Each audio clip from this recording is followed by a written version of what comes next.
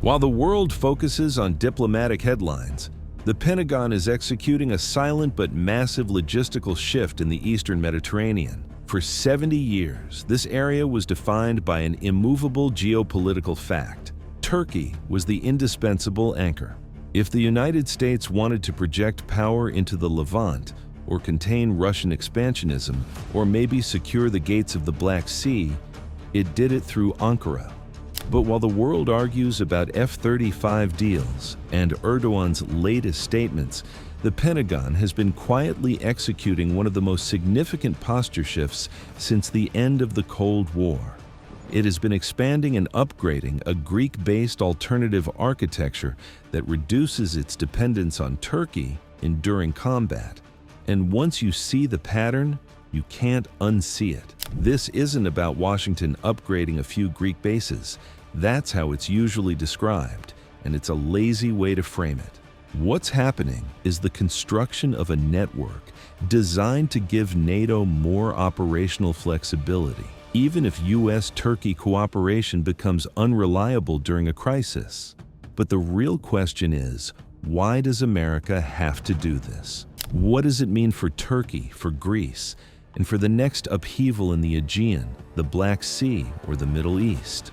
This analysis will break down the exact bases the U.S. is building up in Greece, the military capabilities they're strengthening there, and the real strategic reason Washington is quietly preparing for a future where Turkey may no longer function as NATO's uncontested eastern anchor in the way it once did.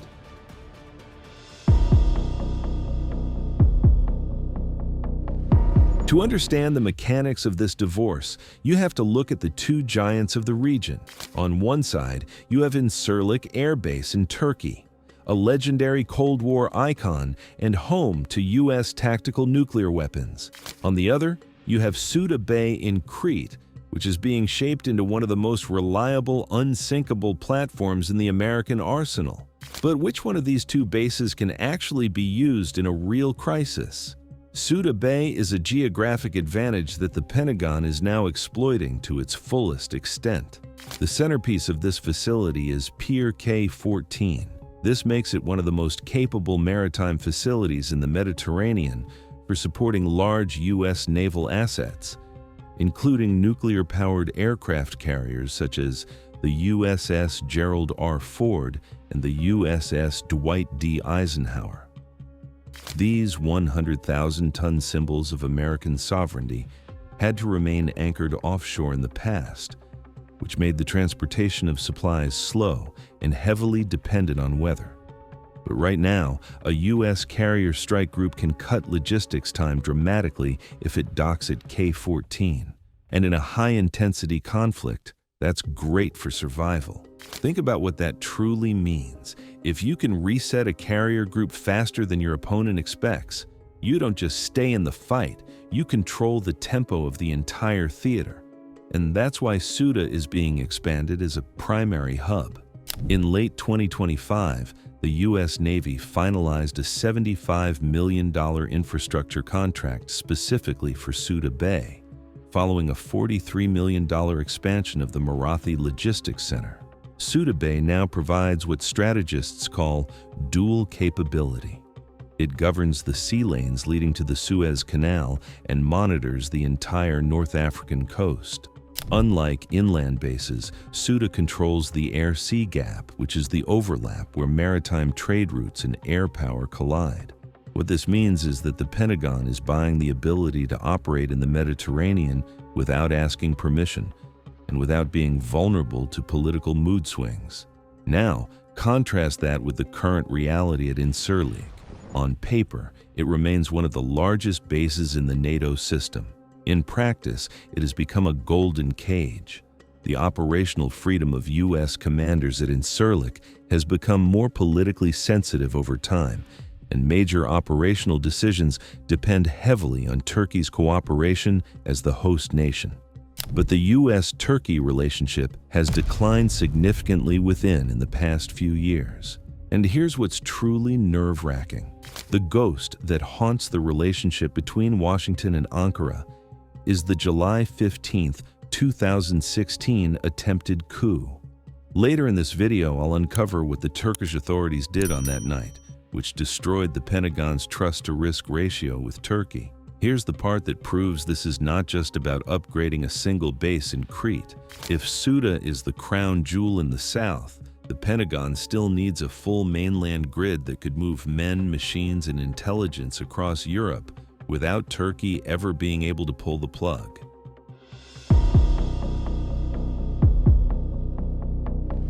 The pivot to Greece is not merely Plan B for the Navy. This is a major reimagining of how the United States projects power across Europe.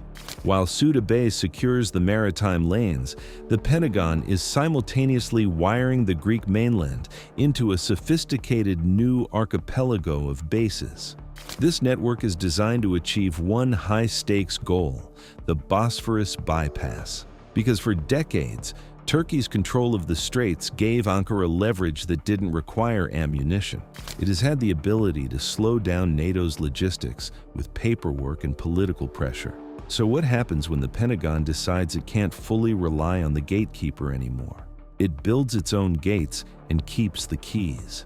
If you want to understand why Ankara is so troubled, you have to look at the port of Alexandroupoli. If the United States needed to move a heavy infantry brigade into the Balkans or toward the Russian border, they were at the mercy of the Montreux Convention.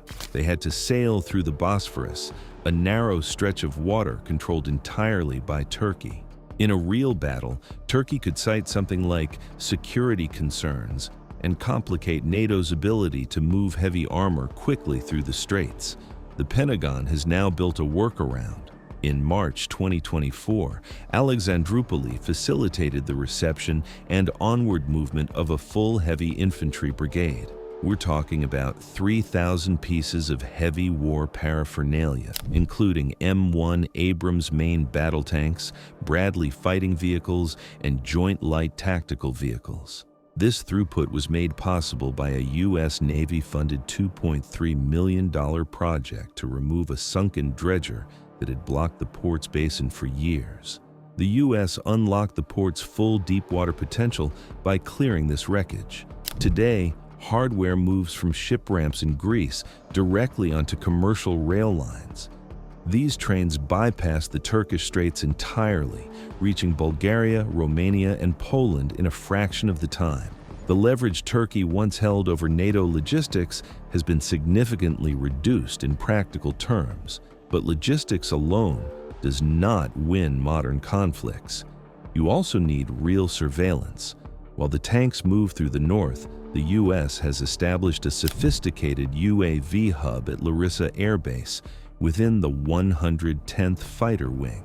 This is a permanent station for 8 MQ-9 Reaper Block 5 UAVs. These Reapers are the apex predators of surveillance, with a flight radius of 1,850 kilometers and endurance exceeding 27 hours. They can loiter over the Black Sea, the Aegean, and North Africa.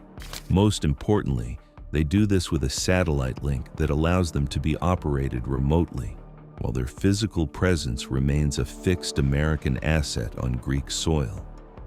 Current data shows that this deployment was formalized under the Mutual Defense Cooperation Agreement signed between Secretary of State Antony Blinken and the Greek government. From Larissa, the U.S. can monitor Russian naval movements in the Black Sea and Turkish maritime maneuvers in the Aegean, with fewer political constraints than it would face if these same assets were dependent on Turkish basing. But to sustain this network of strong surveillance and logistics, you need rapid reaction muscle. This is where Stefanovikio and Volos come into play. These are no longer just training sites. They are the permanent homes for the U.S. Army aviation rotations. In 2024, the Greek government doubled down on this partnership by purchasing 35 UH-60M Black Hawk helicopters in a $1.2 billion deal. The secret strategy here is hardware homogeneity. By flying the same Black Hawks and Apaches, U.S. and Greek pilots can share hangars, maintenance crews, and tactical data links. Stefanovikio has been transformed into a regional hub for the 1st Combat Aviation Brigade, allowing U.S. forces to train and deploy alongside Greek counterparts with a level of intimacy that hasn't existed in Turkey for over a decade. The terrain and climate allow for maximum flight hours, ensuring that this muscle stays combat ready. And if you step back, you can see the pattern clearly. The tanks in the north, the drones in the center, and the stealth jets in the south. One deliberate American decision to reduce its dependence on Turkey for NATO's most critical eastern posture. And to understand why this move is a reaction to a betrayal, we have to look at the night the lights went out in Incirlik.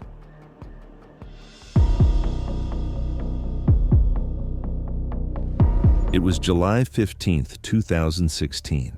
As a coup attempt unfolded in Turkey, the Turkish government did something unthinkable for a NATO ally. They disconnected commercial power to Incirlik Air Base. U.S. warplanes flying combat missions against ISIS in Iraq and Syria were forced to land using emergency backup generators for the control tower. For days, the base was sealed under a Turkish police blockade. This single event severely damaged the trust-to-risk ratio that had sustained the alliance for decades. Now, if you were sitting in the Pentagon that week, you'd be asking, what happens if they do this again during a war? This distrust was further cemented by Turkey's purchase of the Russian S-400 missile equipment we saw earlier. Washington maintained there's no way you can fly the world's most advanced stealth fighter near a Russian radar system controlled by a volatile partner.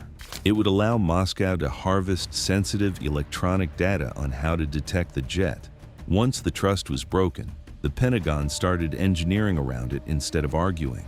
This leads to the sharpest irony of the shift. While Turkey was once the center of future air power plans, the future of high-end warfare is now being rehearsed in Greece, and the Pentagon is now looking at the next generation of combat, which is the 5th-generation stealth integration.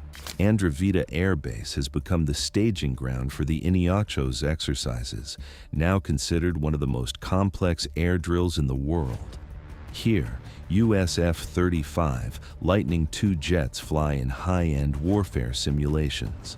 Turkey was originally a core partner in the F-35 program, set to receive over 100 jets. But because of their purchase of Russian S-400 missiles, they were expelled. Greece is now moving to occupy that gap with a pending $3.5 billion order for 20 F-35s. On top of this, the U.S. has used the Excess Defense Articles program to transfer over $280 million worth of military equipment to Greece since 2016, including 1,200 M1117 armored vehicles and 70 Kiowa Warrior helicopters. Andravida is where the U.S. is training its future institutional ally to operate the world's most advanced fighter, while the former partner in Turkey is left with an aging fleet of F-16S and a radar system that cannot fully integrate into NATO's stealth battlefield. Turkey now remains frozen out of the F-35 program, and Greece is set to receive its first 5th-generation fighters by 2028. The military shift we're seeing has paved the way for the most significant economic payoff in the Eastern Mediterranean, the energy corridor.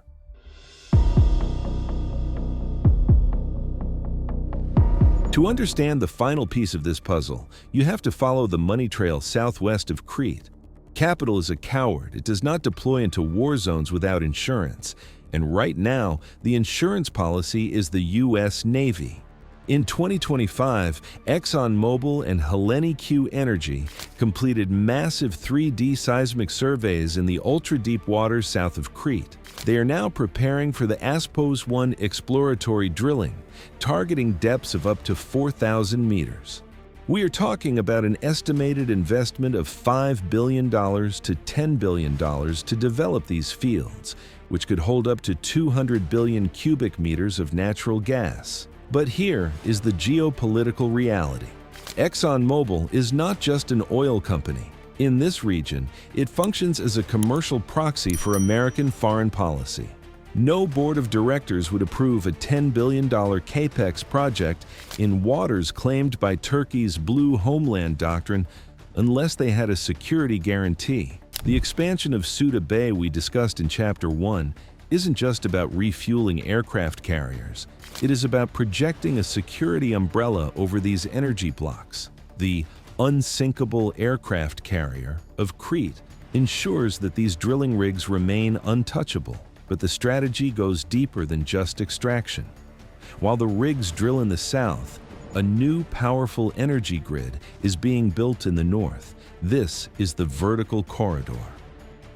For decades, Russian gas flowed east to west, giving Moscow and Ankara a stranglehold on Europe's energy security. The vertical corridor reverses that flow. It is a network of pipelines and interconnectors designed to move gas from Greece up through Bulgaria and Romania, all the way to Ukraine and Moldova. The backbone of this system is the IGB interconnector and the floating storage regasification unit anchored at Alexandroupoli. This terminal alone has a regasification capacity of 5.5 billion cubic meters per year. It allows LNG tankers from Texas and Qatar to dock in Greece, bypass the Turkish Straits entirely, and pump gas directly into the Balkans. This effectively breaks the monopoly of the Turkstream pipeline. It creates a reality where the United States can supply Eastern Europe without a single molecule of gas passing through Turkish territory. And the political architecture is already in place. It is called the East Mediterranean Gas Forum. Headquartered in Cairo, this organization groups Greece, Cyprus, Israel, Egypt, and Italy into a unified energy market. The United States sits as a permanent observer. Turkey is excluded. When you combine the hardware in Alexandroupoli with the energy contracts in the Mediterranean, the conclusion is unavoidable. The U.S. has built a redundant system. If Turkey decides to cut off energy flows or close the Bosphorus in a crisis, the vertical corridor and the rail links at Alexandroupoli ensure that NATO and Ukraine stay supplied. Washington hasn't just bought a few bases, it has bought insurance against the collapse of its old alliance.